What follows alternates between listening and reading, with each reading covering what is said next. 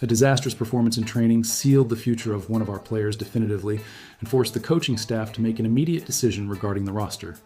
The sharp decline in this player's performance ended the patience of the board, and his practically confirmed exit opens a spot of great responsibility in the team. But this turnaround behind the scenes doesn't stop there. In defense, a young prospect who just arrived is already facing an unjust wave of criticism, but those who follow the preparation routine know that these negative assessments ignore the true capabilities of this athlete.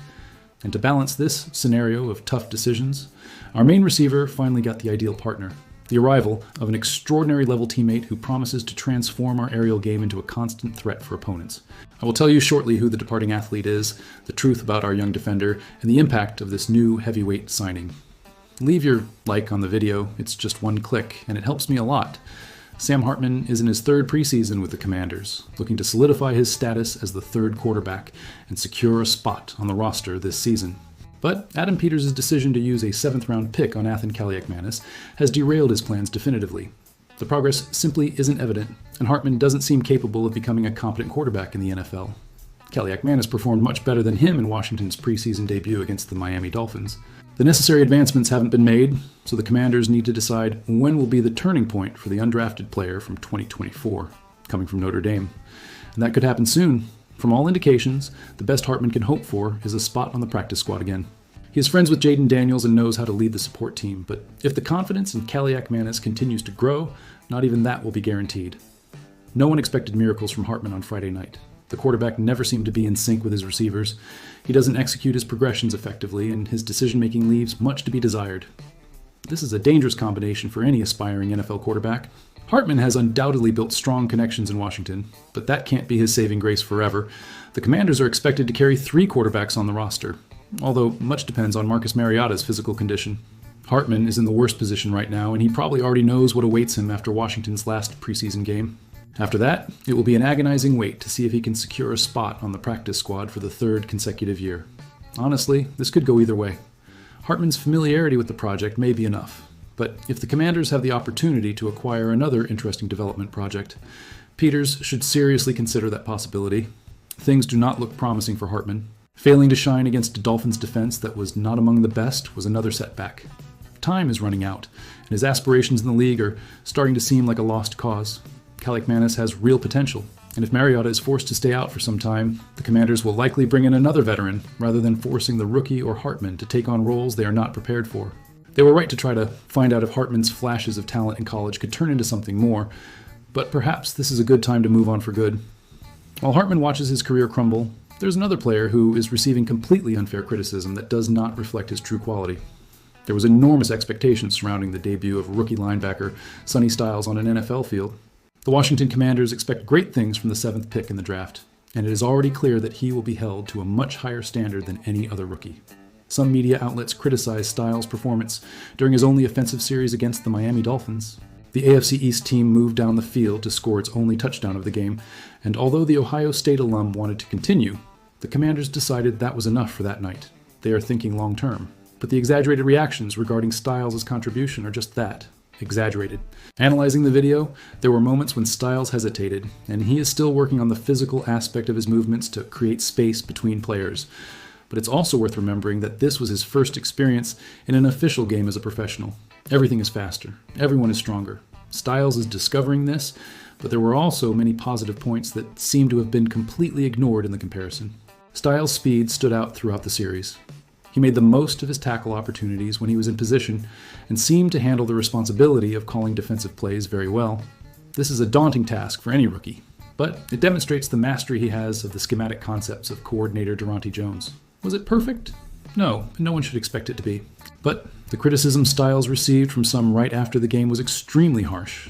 Styles was fine, and he will only improve with more experience. Being a top 10 pick brings a different kind of pressure. Styles arrived in Washington with a big reputation in his exceptional preseason, only heightened expectations. He possesses all the qualities typically associated with a franchise cornerstone.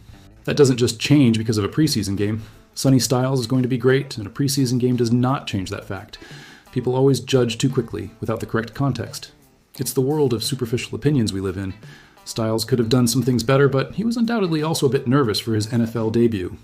Overall, it was encouraging. The reach, speed, and dynamism were in line with expectations. As Styles becomes more familiar with the pace of the game and everything settles down for him, especially before the snap, it will be perfect. The Commanders were impressed with Styles during the pre-draft evaluations. The qualities and glowing reports from former coaches and teammates left no doubt. There is a strong internal motivation to be the best that is hard not to admire, and confidence in his future couldn't be higher. In fact, Styles was probably eager to shed any apprehension about his NFL debut. There will always be criticism, but staying focused and trusting in his methods is all that matters, and the Commanders will be there to guide him every step of the way. Everything is going as expected with Styles. Some harsh criticisms during preseason do not change that at all. Meanwhile, there is a much more positive story happening on the receivers' side. Terry McLaurin has carried a heavy burden for years. The Washington Commanders struggled to find the right answers alongside the receiver, who was selected to the second All-Pro team. But that situation changed with the high-profile signing of Stephon Diggs, and McLaurin knows this very well. During a sideline interview in Washington's victory over the Miami Dolphins in the preseason, McLaurin expressed optimism about the receiver group now that Diggs is on the roster. The Ohio State alumnus believes that his new teammate can greatly ease the life of quarterback Jayden Daniels in his crucial third year in the professional career. And that is the main goal above all others if the Commanders want to bounce back during the 2026 campaign. McLaurin didn't have many opportunities to play with versatile receiver Deebo Samuel Sr. last season due to injury. Even so, one could argue that Diggs is the best passing partner he has ever had in Washington. Diggs' previous accomplishments are widely known. Even with a limited number of plays last season with the New England Patriots, after recovering from an anterior cruciate ligament tear, the four-time Pro Bowl selection still managed to surpass the 1,000 receiving yards mark. Diggs is a quarterback's best friend. He gets open quickly and has an exceptional field vision to identify weaknesses in zone coverage. He's a specialist in short and medium passes, and the chemistry that has been developing with Daniels since his arrival only further raises expectations. Having McLaurin on the other side, diverting attention, will only create more opportunities for him to shine. The former Maryland star's first preference has always been to return to Washington.